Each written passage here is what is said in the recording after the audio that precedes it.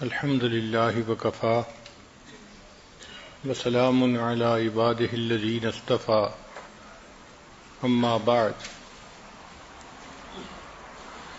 أعوذ بالله من الشيطان الرجيم بسم الله الرحمن الرحيم رب هب لي من الصالحين سبحان ربك رب العزة عما يصفون وسلام على المرسلين والحمد لله رب العالمين اللهم صل على سيدنا محمد وعلى آل سيدنا محمد وبارك وسلم.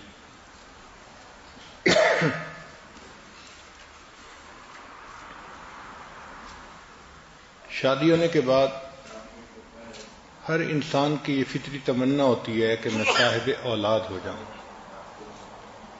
چنانچہ مرد بھی اس کا خواہش مند ہوتا ہے، اس کے لیے دعائیں کرتا ہے، اور عورت بھی اس کے لیے دعائیں کرتی ہے. انبیاء کرام نے بھی اس کے لیے دعائیں مانگی. چنانچہ اللہ کے ایک نبی صلی اللہ علیہ وسلم نے دعا مانگی، رب لا تذرنی فردا وانت خیر الوارثین. کسی نے دعا مانگی رب ہب لی من الصالحین.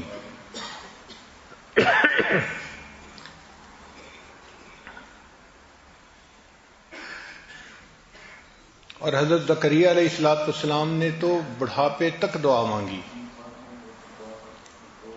جب بال سفید ہو گئے تھے اور ہڈیاں بسیدہ ہو گئی تھیں، اس وقت تک اللہ سے دعا مانگتے رہے. قرآن مجید گواہی دے رہا ہے کہ انہوں نے کہا رب انی وہن العظم منی، اے اللہ میری ہڈیاں بسیدہ ہو گئیں، واشتعل الرأس شیبا، اور میرے بال سارے سفید ہو گئے، جیسے دھوپ سفید ہوتی ہے ایسے سفید ہو گئے.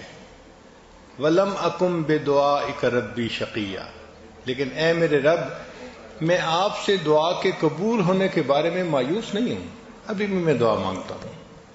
آپ چاہیں تو عطا فرما سکتے ہیں. اور پھر اللہ تعالیٰ نے ان کی دعا کو قبول کیا، اور اس بڑھاپے میں اللہ نے ان کو بیٹا عطا فرمایا. تو یہ ایک فطری تمنا ہوتی ہے انسان کی کہ وہ صاحب اولاد ہو.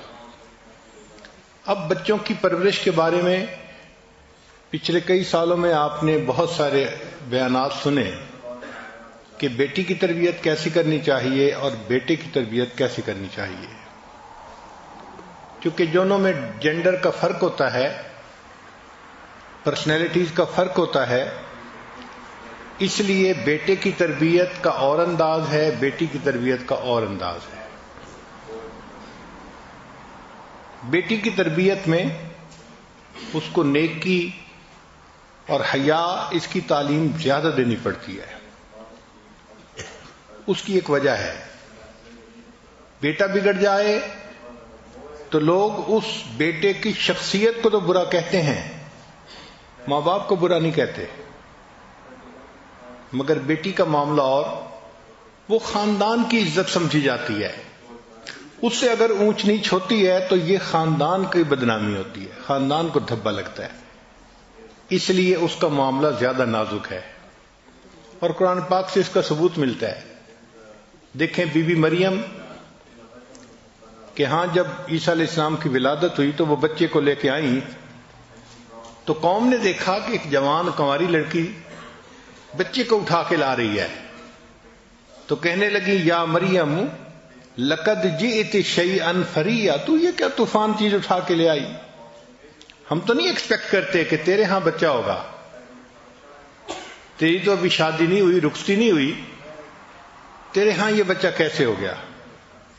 پھر یہی بات نہیں رہی، انہوں نے آگے بھی بات بڑھائی، یا اخت ہارون، اے ہارون کی بہن، ما کان ابوک امرأ سوء وما کانت امک بغیہ، نہ تو تمہارا باپ برا تھا اور نہ تمہاری ماں جو تھی وہ بدکار تھی.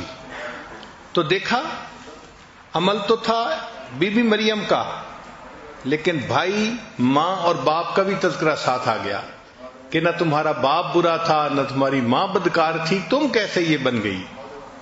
تو چونکہ خاندان کی بدنامی ہوتی ہے، اس لیے بچیوں کی تربیت ایک حساس معاملہ ہے.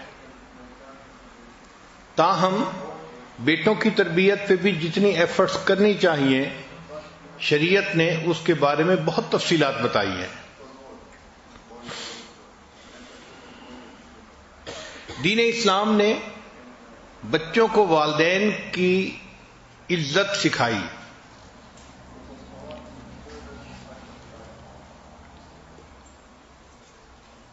دنیا کے باقی معاشرے کو دیکھیں تو آپ کو بہت اونچ نیچ ملے گی.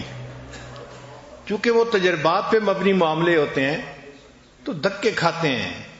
کبھی ایک فیصلہ کر لیا، پھر وقت نے بتایا کہ غلط تھا، پھر اس کو بدل کے دوسرا فیصلہ کر لیا. تو یہ جتنے اس قسم کے انسانی بنائے ہوئے قانون ہیں یہ ٹائم ٹیسٹ کے اوپر فیل ہو جاتے ہیں، وقت کے ساتھ فیل ہو جاتے ہیں. چنانچہ ایک ایسا وقت بھی آیا کہ کفر نے یہ فیصلہ کیا کہ نوجوان بچوں کو اپنی زندگی گزارنے کی فریڈم دینی چاہیے، اور یہ جو ماں باپ ہر وقت ان کے سر پہ سوار ہیں ان کا تعلق الگ کرنا چاہیے. چنانچہ انہوں نے کہا جی کہ اگر کوئی ماں باپ بوڑھے ہو جائیں گے تو حکومت ان کو اولڈ ایج ہوم میں رکھے گی، ان کا خرچہ کرے گی. ماں باپ کے لیے بچوں کو پریشان ہونے کی ضرورت نہیں ہے، وہ اپنی زندگی گزاریں. اور اس میں بچے ماں باپ سے بالکل آزاد ہو گئے. معاملہ یہاں تک پہنچا کہ ہمارے ایک پروفیسر تھے سول انجینئرنگ کے، انہوں نے یو کے سے انجینئرنگ کی ڈگری کی. وہ کہنے لگے کہ ایک انگریز میرا دوست تھا، میں کبھی کبھی اس کے دفتر جایا کرتا تھا. تو ایک دن میں دفتر گیا تو میرے بیٹھے بیٹھے اس کی سیکرٹری آئی اور اس نے کہا کہ سر ہاسپٹل سے آپ کے لیے کال ہے.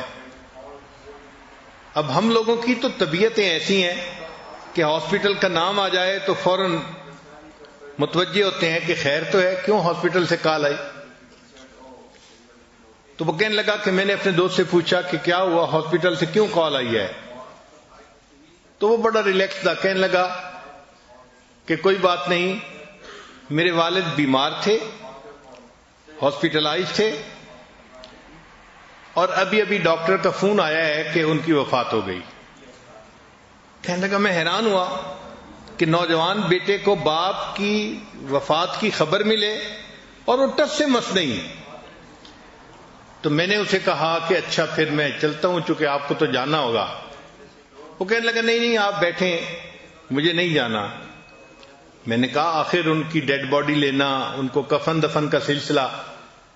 تو کہنے لگا نہیں نہیں، میں نے ڈاکٹر کو فون کر دیا ہے کہ میں بزی ہوں، وہ کسی سیمیٹری سروسز کمپنی کو فون کر دے، وہ لوگ اس کو لے جائیں گے، کفن بھی دے دیں گے اور اس کو دفن بھی کر دیں گے.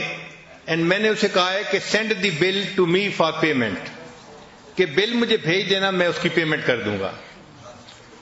اب یہ بھی ایک معاشرہ ہے کہ جس میں باپ اور بیٹے کا یہ تعلق ہے کہ جوان بیٹے کے پاس اتنی بھی فرصت نہیں کہ وہ ہاسپٹل جا کے اپنے باپ کا آخری مرتبہ چہرہ دیکھ لے.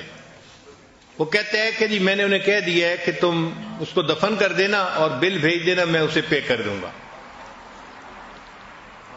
1985 کے قریب کی بات ہے، امریکہ کی ایک ریاست ہے کنیکٹیکٹ. وہاں پر ایک ماں نے اپنے بیٹے کے اوپر کیس کیا. ماں نے کیس یہ کیا کہ میرا خاوند فوت ہو گیا اور میں اپنے جوان بیٹے کے ساتھ ایک گھر میں رہتی ہوں، اور میرا کیس یہ ہے کہ میرے اس بیٹے نے ایک کتا پالا ہوا ہے، یہ دن میں تقریباً 2 سے 3 گھنٹے اس کتے کے ساتھ گزارتا ہے، اس کو نہلاتا ہے، اس کو کھانا کھلاتا ہے، اس کو بھاگنے کے لیے باہر لے کے جاتا ہے. 2 سے 3 گھنٹے یہ اس کے ساتھ سپینڈ کرتا ہے.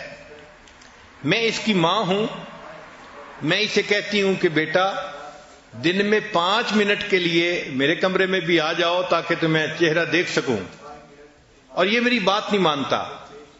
تو عدالت اس کو حکم دے کہ دن میں 5 منٹ کے لیے یہ مجھے ضرور ملا کرے، مجھے چہرہ تو دکھا دیا کرے. اب اس پہ بیٹے نے بھی وکیل کیا اور ماں نے بھی وکیل کیا، اور اس کی جو پروسیڈنگز تھیں وہ ٹی وی کے اوپر پوری قوم کو دکھائی گئی، اور 1 سال تقریباً لمبا کیس چلنے کے بعد جج نے فیصلہ یہ کیا کہ کتا چونکہ لڑکے نے خود پالا ہے، کتا اس کی ذمہ داری ہے، لائبلٹی ہے، 3 گھنٹے لگتے ہیں یا 5 گھنٹے لگتے ہیں اس کو لگانے پڑیں گے، کتے کا خیال رکھنا پڑے گا۔ رہ گئی بوڑھی ماں، تو یہ بچے کی کوئی لائبلٹی نہیں ہے، اگر کوئی مسئلہ ہے تو اپلیکیشن دی جائے تو حکومت اس کو اولڈ ایج ہوم میں بھیج دے گی اس عورت کو۔ ہم بچے کو نہیں کہہ سکتے کہ وہ 5 منٹ کے لیے اپنی ماں کے پاس ضرور جائے، بچے کی اپنی مرضی ہے جائے یا نہ جائے۔ اب جہاں ماں اور بیٹے کا یہ تعلق ہوگا وہاں ماں باپ کی کیا عزت اور قدر رہی۔ جب انہوں نے دیکھا کہ بچے بالکل ہی ماں باپ سے کٹ گئے اور ماں باپ کو جواب دیتے ہیں کہ you spend your life, let me spend my life, تو پھر انہیں محسوس ہوا کہ نہیں، ہم نے ٹو مچ کر لیا ہے، بچوں کو اتنی آزادی نہیں دینی چاہیے، یہ ینگ بلڈ غلط ڈیسیژن لے لیتا ہے، تو ان کو کوئی نہ کوئی سرپرست ہونا چاہیے، کوئی نہ کوئی سمجھانے والا ہونا چاہیے۔ چنانچہ آج کل کفر کے ماحول میں جو ریسرچز آ رہی ہیں اس میں نئے سرے سے پھر بچوں کو کہا جا رہا ہے کہ تم اپنے ماں باپ کے ساتھ اچھا سلوک کرو اور ان کے ساتھ تعلق رکھو اور ان کی باتوں کو سنا کرو۔ چنانچہ ایک ریسرچ ہے duties of a son toward the parents, یہ کفر کی دنیا کی ریسرچ ہے۔ وہ کہتے ہیں کہ you should serve your parents, تم اپنے ماں باپ کی خدمت کرو۔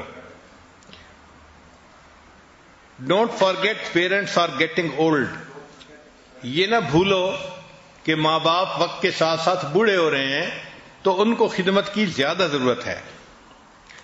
چنانچہ چائنا نے ایک نیا لا بنایا ہے کہ children have to take care of physical and emotional needs of the parents, if they do not visit them often, so they will pay fine and they can go to the jail۔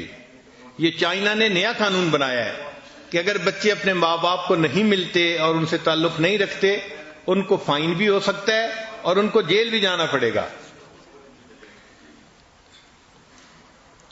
Ukraine میں ایک قانون بنا کہ parents can sue their children for financial support, کہ اگر بچے ماں باپ کا خیال نہیں رکھتے تو ماں باپ ان پر مقدمہ کر سکتے ہیں، سو کر سکتے ہیں ان سے فائنینشیل سپورٹ لینے کے لیے۔ جاپان میں جو فاسٹسٹ ایجنگ پاپولیشن ہے تو وہاں پر ایک قانون بنایا گیا that government will help them to get care taken for their parents, کہ اگر بچے خود اتنا بوجھ نہیں اٹھا سکتے تو وہ گورنمنٹ کو اپلائی کریں گے اور گورنمنٹ ان کی ہیلپ کرے گی کہ ان کے ماں باپ کی کیئر ٹیکنگ ہو۔ تاہم یہ قانون تو بن گیا نا کہ بچوں کو ماں باپ کا خیال رکھنا پڑے گا۔ اس وقت جاپان میں جو سب سے اچھی کمپنیز چل رہی ہیں یہ وہ کمپنیز ہیں جو اولڈ ایج لوگوں کو کمپینین سپلائی کرتے ہیں، یعنی 2 گھنٹے کے لیے یا 1 گھنٹے کے لیے بکنگ کروائی جاتی ہے اور بوڑھے بندے نے گھر کے جس کام کے لیے بکنگ کروائی کوئی بندہ آئے گا اور اس کام کو اتنی دیر میں کر کے چلا جائے گا۔ اگر اس نے فرض کو بکنگ کروائی کہ مجھے باتیں کرنی ہیں تو 1 گھنٹے کے لیے ایک عورت آئے گی، اس سے فیس لے گی اور اس کے ساتھ کسی بھی ٹاپک پہ، پالیٹکس پہ، کوئی اور اس کا جو ہابی ہوگا اس کے اوپر بات چیت کر کے گھڑی دیکھ کے ایگزیکٹ 1 گھنٹے کے بعد واپس چلی جائے گی۔ یعنی کمپینین کے لیے وہ ترس رہے ہوتے ہیں بوڑھے ماں باپ۔ یہ کمپنیاں جاپان میں سب سے زیادہ گرو کر رہی ہیں۔ فرانس اور جرمنی نے اب نیا قانون بنایا ہے that government has to take care of the elderly people, کہ گورنمنٹ بوڑھے لوگوں کی اب کیئر ٹیکنگ خود کرے گی۔ دین اسلام کی خوبصورتی دیکھیے کہ شریعت نے کہا کہ بچے جو ہیں ان کو ماں باپ نے پالا پوسا، چھوٹے تھے ان کو بڑا کیا، ان کو تعلیم دلائی، ان کو کسی قابل بنایا، تو ماں باپ کی اس قربانی کو بھول نہیں سکتے۔ لہذا اب یہ بچے اگر بڑے ہو جائیں تو ان کو چاہیے کہ یہ اپنے ماں باپ کا ادب کریں، ان کو ریسپیکٹ دیں اور ان کی خدمت کریں اور اس کو اپنی سعادت سمجھیں۔ شریعت نے تو یہاں تک کہا وَلَا تَقُلْ لَهُمَا أُفٍّ وَلَا تَنْهَرْهُمَا وَقُلْ لَهُمَا قَوْلًا كَرِيمًا کہ ماں باپ کے سامنے تم اف بھی مت کرو اور ان کو انکار نہ کرو، اور بات کرنی ہو تو بڑے ادب سے محبت سے بات کرو، جس طرح کوئی غلام اپنے آقا سے بات کرتا ہے احترام کے ساتھ، تم اپنے ماں باپ کے ساتھ اس احترام کے ساتھ بات کرو۔ چنانچہ شریعت نے کہا الجنت تحت اقدام امہاتکم کہ جنت تمہارے لیے ماں کے قدموں کے نیچے ہے۔ قدموں کا تذکرہ کیوں کیا گیا؟ کہ انسان کے جسم میں قدم سب سے نیچے ہوتے ہیں، اگر اس سے بھی نیچے کوئی چیز ہوتی تو شاید اس کا تذکرہ کر دیا جاتا۔ تو اس کا مطلب یہ کہ ماں باپ کے سامنے انسان جتنا بچھے شریعت اس کو اتنا ثواب دے گی۔ کتنی خوبصورت شریعت ہے۔ نبی علیہ السلام نے ارشاد فرمایا کہ جو بندہ اپنی ماں یا اپنے باپ کے چہرے پر ایک مرتبہ محبت کی نظر ڈالتا ہے، ہر نظر ڈالنے پر اس کو ایک حج یا عمرے کا ثواب ملتا ہے۔ صحابہ کرام نے سوال کیا اے اللہ کے نبی صلی اللہ علیہ وسلم اگر کوئی بار بار دیکھے؟ نبی اسلام نے فرمایا جتنی بار دیکھے گا اتنی بار حج اور عمرے کا ثواب ملے گا۔ جن کے چہروں کو محبت کی نظر سے دیکھنا عبادت ہے، ان کی خدمت کرنے سے اللہ کتنے راضی ہوں گے۔ تو دین اسلام نے ایسی تعلیم دی کہ جو ہر دور اور ہر زمانے میں بہترین تعلیم ہے۔ چنانچہ نبی علیہ السلام نے ارشاد فرمایا 3 لوگوں کی دعائیں کبھی رد نہیں ہوتی، ایک مظلوم کی دعا، دوسرا مسافر کی دعا، اور تیسرا باپ کی دعا اپنے بیٹے کے حق میں، اولاد کے حق میں۔ کبھی اللہ اس کو رد نہیں فرماتے، ہمیشہ قبول فرماتے ہیں۔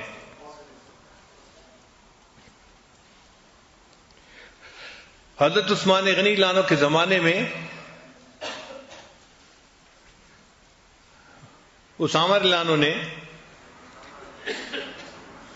ایک باغ لگانا تھا، تو اس کے لیے وہ بہترین نسل کی کھجوریں لے کے آئے کہ میں کھجوریں زمین میں ڈالوں گا اور اس سے درخت بنیں گے اور ان کا مجھے پھل ملا کرے گا۔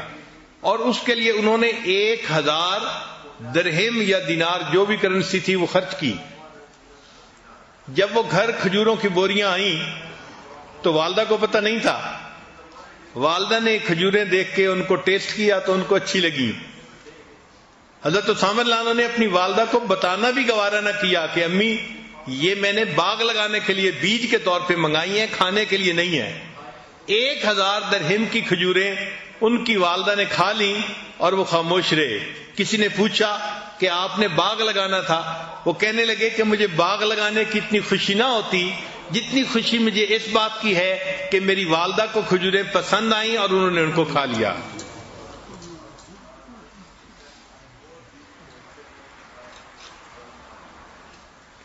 حضرت ابو ہریرہ رضی اللہ تعالیٰ عنہ کے بارے میں آتا ہے کہ جب بھی اپنے گھر سے باہر نکلنے لگتے تھے ہمیشہ پہلے اپنی والدہ کے پاس جاتے تھے، ان کو سلام کرتے تھے، ان کو بتاتے تھے اور پھر گھر سے جاتے تھے، اور جب گھر واپس آتے تھے تو پہلا کام اپنی والدہ کو سلام کر کے بتاتے تھے۔ اتنا اپنی والدہ کا وہ احترام فرماتے تھے۔ سیدنا امام اعظم ابو حنیفہ رحمۃ اللہ علیہ اپنی والدہ کا بہت احترام کرتے تھے۔ اللہ کی شان کہ امام اعظم تو جوانی کی عمر میں بہت بڑے فقیہ بن گئے تھے اور ان کا فتویٰ چلتا تھا۔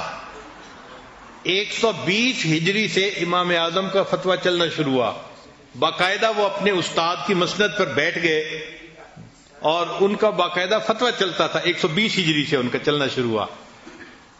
اب گھر میں کئی والدہ کو مسئلہ پوچھنا ہوتا تو والدہ بیٹے سے بھی پوچھ سکتی تھی، لیکن ایک اور عالم تھے، فقیہ تھے جو بڑی عمر کے تھے، اور والدہ کے دل میں ان کی عقیدت تھی کہ بڑے عالم ہیں اور پرانے عالم ہیں تو وہ پکا مسئلہ بتائیں گے. تو والدہ اپنے بیٹے کو کہتی کہ نعمان مجھے ان کے پاس لے چلو، میں نے ان سے کچھ مسائل پوچھنے ہیں. تو امام اعظم رحمت اللہ علیہ اپنی والدہ کے لیے اونٹ منگواتے اور ان کو اونٹ پہ سوار کرتے اور اونٹ کی نکیل خود پکڑتے اور لے کے چلتے. راستے میں امام اعظم کے کئی شاگرد ملتے، وہ کہتے کہ حضرت ہم اونٹ کی نکیل لے کے چلتے ہیں. فرمانے لگے نہیں، میری والدہ سوار ہیں، اب اس اونٹ کی نکیل میں ہی پکڑ کے چلوں گا. جب اس فقیہ کے پاس پہنچتے تو دروازہ کھٹکھٹاتے، وہ باہر آتا تو آپ بتاتے کہ جی میری والدہ آپ سے مسئلہ پوچھنے کے لیے آئی ہیں. اچھا، کئی مرتبہ مسئلہ ایسا ہوتا تھا کہ جو ان کو بھی نہیں آتا تھا تو وہ امام اعظم کو اشارہ کرتے کہ مجھے تو اس کے جواب کا نہیں پتا. تو امام اعظم ابو حنیفہ رحمۃ اللہ علیہ آہستہ آواز سے ان کو مسئلہ بتا دیا کرتے تھے اور پھر وہ اونچی آواز سے امام صاحب کی والدہ کو مسئلہ بتاتے. ساری عمر ایسا ہوتا رہا اور امام صاحب نے اپنی والدہ کو یہ نہ بتایا کہ امی جو مسئلہ پوچھنے جا رہی ہیں وہ آدمی تو مجھ سے پوچھ کے مسئلے کا جواب دیتا ہے. صرف اس لیے خاموش رہے کہ اگر میری والدہ کو تسلی اسی طرح ہوتی ہے تو ان کے دل کی خوشی کا ہونا زیادہ ضروری ہے.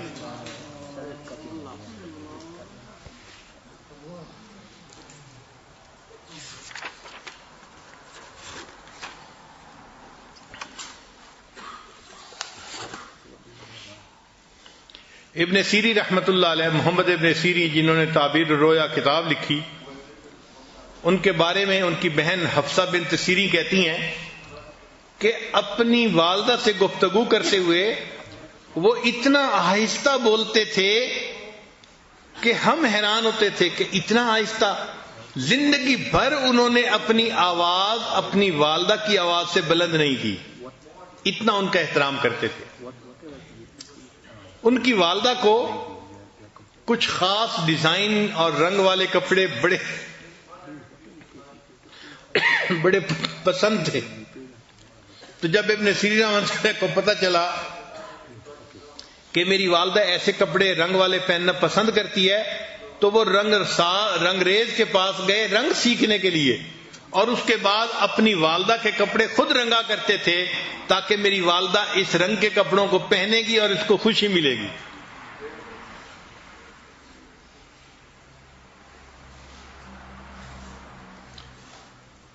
بابا فرید رحمت اللہ علیہ بڑے مشائخ میں سے گزرے ہیں، بہت شیریں زبان تھے، بات ایسے انداز سے کرتے تھے کہ دوسرے بندے کا دل مو لیتے تھے.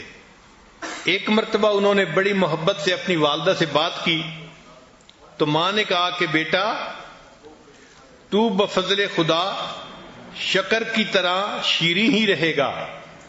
یہ ماں نے دعا دی کہ تو بفضل خدا شکر کی طرح شیریں ہی رہے گا. ماں کی دعا اس طرح قبول ہوئی کہ آج بھی ان کو مرنے کے بعد بابا فرید شکر گنج کہتے ہیں.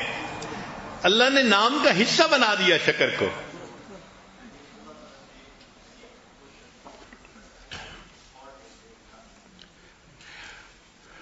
اب ایک نئی ریسرچ ہے، سائنٹیفک ریسرچ، کفر کے ماحول میں کہ آپ اپنے والدین کی خدمت کیسے کر سکتے ہیں. دین اسلام نے تو بتایا کہ آپ ان کو اپنے ساتھ رکھیں، ان کی باتوں کو سنیں، اس پر عمل کریں، ان کو خوش رکھیں، ان کی خدمت کریں. جتنا ان کو آپ خوش رکھیں گے آپ گویا اپنے پروردگار کو خوش کریں گے. لیکن کفر کے ماحول میں چونکہ معاملہ ذرا مختلف ہے تو انہوں نے ریسرچ کی کہ اپنے باپ کی خدمت ایک بیٹا کیسے کر سکتا ہے.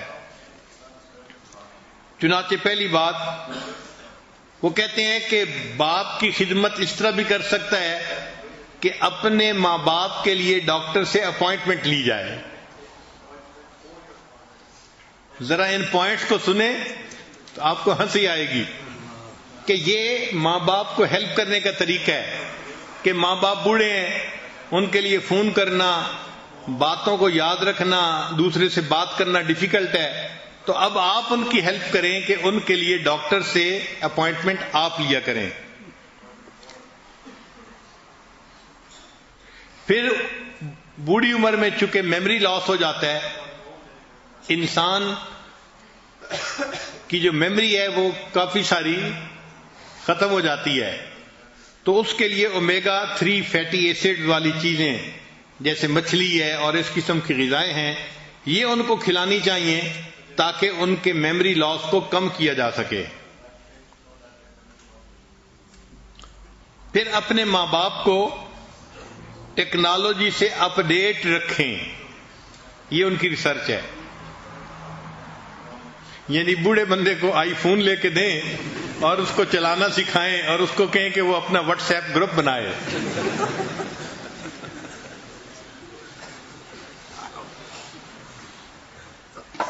پھر ایک اور پوائنٹ کہ ورک ود دیئر فارماسسٹ، کہ جو ان کا فارماسسٹ ہو اس کے ساتھ تعلق رکھیں، یہ بہت اچھا پوائنٹ ہے، کیونکہ وہ کسی بھی ڈاکٹر کو دکھائیں گے کسی بھی مرض کے لیے، لیکن دوائی تو انہوں نے ایک دکان سے لینی ہے نا، فارمیسی سے، تو فارماسسٹ کو پتا ہوتا ہے کہ کس بندے کو کون کون سی دوائیں دی جا رہی ہیں کس کس بیماری کے لیے، تو ان کے ساتھ اگر رابطہ رکھیں گے تو ماں باپ کی بیماریوں کا، ان کی صحت کا اچھا پتہ چلتا رہے گا۔ پھر ایک ریسرچ یہ ہے کہ ان کے لیے ڈرائیور کا بندوبست کریں، اور ایک ریسرچ یہ ہے کہ ماں باپ سے محبت کا اظہار بھی کریں، یہ بہت ویلڈ پوائنٹ ہے۔ نوجوان بچے کئی مرتبہ سوچتے ہیں ہم تو ماں باپ سے بہت محبت کرتے ہیں، مگر محبت اظہار چاہتی ہے، نوجوان اظہار نہیں کر پاتے، یہ غلطی کرتے ہیں۔ ایک مرتبہ میں کتاب کا مطالعہ کر رہا تھا، محمد سرمد کی عمر 2 سال کی تھی، وہ میرے کمرے میں آیا، سلام کیا، میں نے جواب دیا اور کتاب پڑھتا رہا۔ تھوڑی دیر کے بعد وہ واپس چلا گیا۔ میں نے کہا بچہ ہے، یہ کھیل رہا ہوگا، جائے گا باہر کھیلے گا۔ تھوڑی دیر کے بعد وہ اپنی ماں کے ساتھ آیا اور رو رہا تھا، تو میں نے پوچھا یہ رو کیوں رہا ہے؟ تو اس کی والدہ نے کہا جی کہ یہ میرے پاس آیا ہے اور آ کے کہہ رہا ہے کہ اب دادا ابو مجھ سے پیار نہیں کرتے، تو میں اس کو لے کے آئی ہوں کہ تم یہ بات کیسے کہہ رہے ہو۔ میں نے اس سے پوچھا محمد سرمد آپ یہ بات کیوں کہہ رہے ہیں؟ اس نے مجھے آپ پہ جواب دیا، دادا ابو میں آپ کے پاس روزانہ آتا ہوں نا، آپ مجھے حق کرتے ہیں، کس کرتے ہیں، تو مجھے پتہ چلتا ہے کہ آپ مجھ سے پیار کرتے ہیں۔ آج میں آیا ہوں، آپ کتاب پڑھ رہے تھے، میں نے سلام کیا، آپ نے مجھے جواب دے کے کتاب ہی پڑھتے رہے، تو آج مجھے محسوس ہوا کہ اب آپ مجھ سے محبت نہیں کرتے۔ ایک چھوٹا بچہ اگر وہ بھی اس چیز کو محسوس کرتا ہے کہ دوسرا بندہ محبت کا اظہار کیوں نہیں کر رہا، تو ماں باپ کو تو بڑھاپے میں اس کی زیادہ ضرورت ہوتی ہے، لہذا ماں باپ کے سامنے محبت کا اظہار کرنا چاہیے، زبان سے کہنا بھی چاہیے ہمیں محبت ہے، ہم آپ کی ریسپیکٹ کرتے ہیں، اور ان کو کبھی کبھی ان کی طبیعتوں کے موافق کچھ گفٹ بھی لے کے دینے چاہیے، چونکہ تہادو تہابو، نبی علیہ السلام نے ارشاد فرمایا کہ ہدیہ دینے سے محبت بڑھتی ہے۔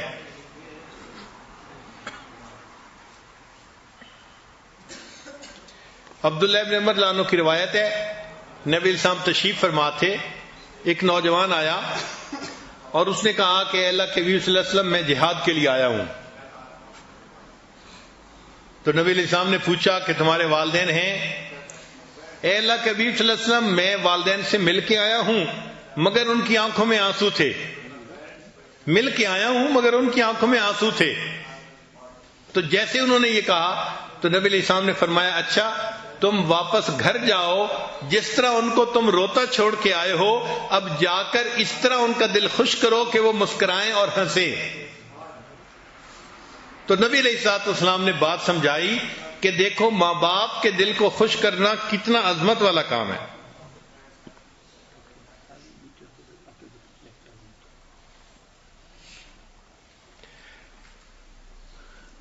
اسماء رضی اللہ تعالی عنہا سینہ صدیقہ رضی اللہ عنہ کی بڑی بیٹی تھی، عائشہ رضی اللہ عنہ کی بڑی بہن تھی۔ ان کی جو والدہ تھی اس نے اسلام قبول نہیں کیا تھا، وہ مشرکہ ہی تھیں۔ چنانچہ ایک مرتبہ ان کی والدہ ان کو ملنے کے لیے آئیں تو اسماء رضی اللہ عنہا نے نبی علیہ السلام سے پوچھا، اے اللہ کے حبیب صلی اللہ علیہ وسلم، میری والدہ میرے پاس مہمان آ رہی ہیں اور وہ مشرکہ ہیں، تو میرے لیے کیا حکم ہے؟ نبی علیہ السلام نے فرمایا، اگرچہ وہ مشرکہ ہیں، اسلام ابھی قبول نہیں کیا، تم ان کی خدمت کرو اس لیے کہ وہ تمہاری ماں ہیں۔ تو دین اسلام کی خوبصورتی دیکھیں کہ ماں باپ کافر بھی ہوں، شریعت ان کا احترام سکھاتی ہے۔ فرمایا کہ تم دنیا کے اندر وصاحبہما فی الدنیا معروفا، تم دنیا کے اندر ان مشرک ماں باپ کے ساتھ بھی مناسب زندگی گزارو، اچھی زندگی گزارو، ان کا احترام دل میں رکھو۔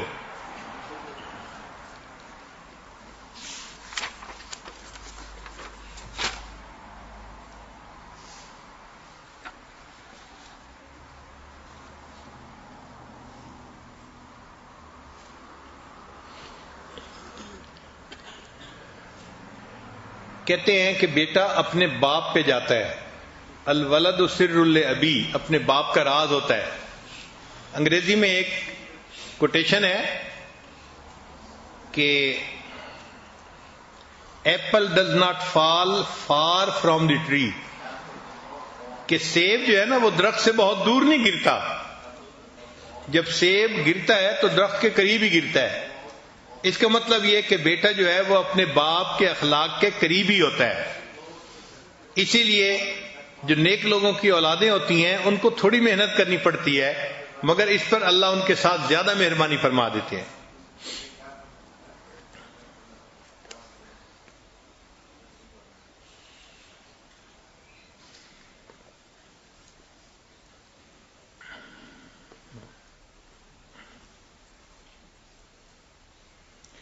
ماں باپ کے پاس جب بیٹھیں تو اپنے بچپن کے کچھ واقعات سنائیں، اس لیے کہ جب آپ اپنے بچپن کے واقعات سنائیں گے تو ماں باپ آپ کے ساتھ گفتگو میں زیادہ انوالو ہو جائیں گے، اور ان کو یہ میسج ملے گا کہ آپ ان کے بچپن کے احسانات کو بھولے نہیں ہیں، ابھی بھی یاد رکھتے ہیں۔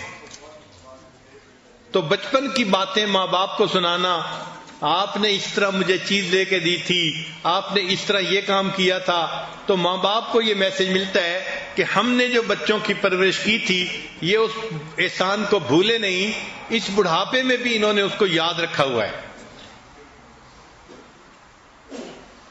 اگر ماں باپ دوسرے شہر یا دوسرے ملک میں رہتے ہوں تو ان کو فریکوینٹلی کال کرنا چاہیے اور ان کو اپنے بارے میں انفارم رکھنا چاہیے۔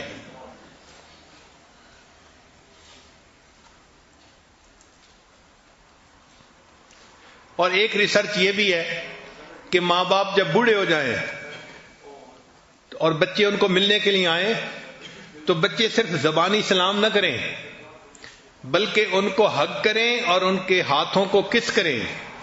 یہ ہگ اور کس جو ہے ان کے برین میں ایسے ہارمون کو پیدا کرتی ہے کہ ان کو اپنائیت کا احساس ہوتا ہے اور ان کی صحت پر اس کا پازیٹیو اثر ہوتا ہے۔ تو جیسے چھوٹے بچے کو ہگ اینڈ کس کرنے کا اثر ہوتا ہے، اسی طرح بوڑھوں کے اوپر بھی اس کا بہت پازیٹیو اثر ہوتا ہے۔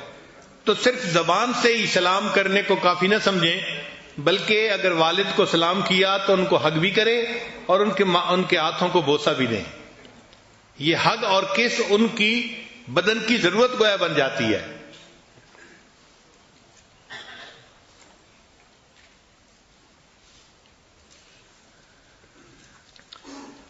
آگے ایک ریسرچ ہے کہ 5 languages of love for parents, 5 زبانیں ہیں جو محبت کی زبانیں کہلاتی ہیں اور ماں باپ پہ اس کا بہت اچھا اثر پڑتا ہے۔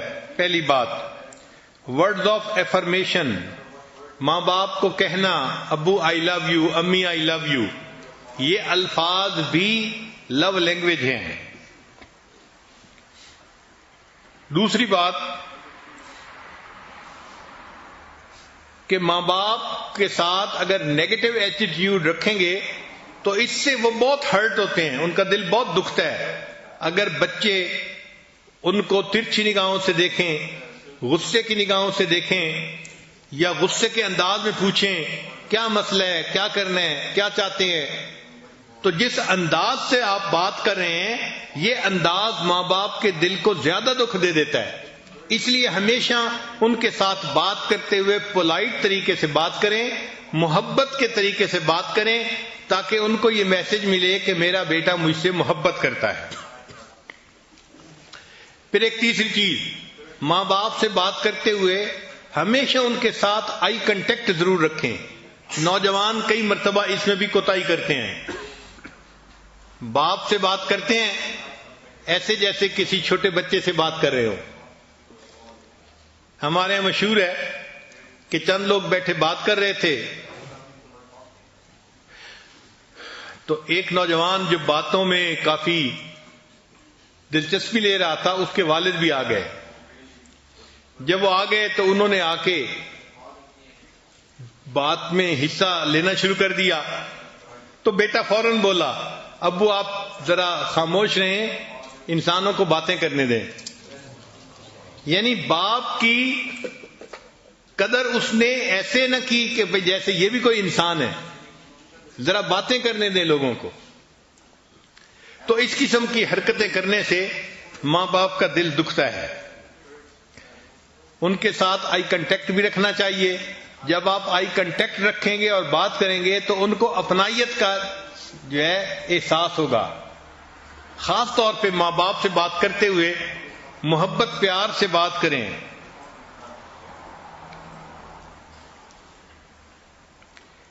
Action speak louder than words. الفاظ کی بجائے جو عمل ہوتے ہیں نا وہ اونچا بولتے ہیں. تو اپنے عملوں سے ماں باپ کو ثابت کریں کہ آپ ان کی کیئر ٹیکنگ کرتے ہیں اور آپ ان سے محبت کرتے ہیں.